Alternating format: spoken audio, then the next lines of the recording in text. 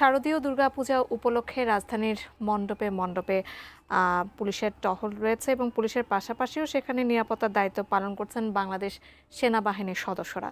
পূজার শেষ দিনেও বিভিন্ন মণ্ডপে সেনাবাহিনীর সতর্ক অবস্থানে দায়িত্বে রয়েছেন, ফলে পর্যাপ্ত যে নিরাপত্তা ব্যবস্থা সেখানে কোথাও কোনো অপ্রীতিকর ঘটনা এখনো পর্যন্ত ঘটেনি এবং যে কোনো ধরনের অনাকাঙ্ক্ষিত পরিস্থিতির সৃষ্টি হলে পুলিশের পাশাপাশি স্থানীয় সেনা ক্যাম্পের সঙ্গেও যোগাযোগের পরামর্শ দেওয়া হয়েছে।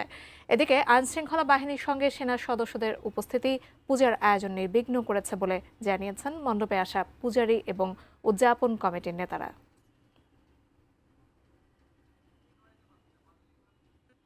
বাংলাদেশ সরকারকে ধন্যবাদ জানাই। বাংলাদেশ সেনাবাহিনী, পুলিশ, বিজিবি, র্যাব, আনসার সকলকে অসংখ্য ধন্যবাদ।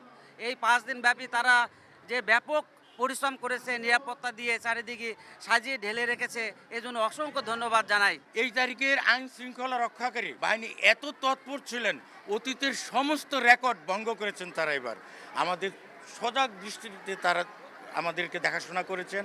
আমাদের অত্র এলাকায় কোনো বিশৃঙ্খলা হয়নি, এটুকু জানি।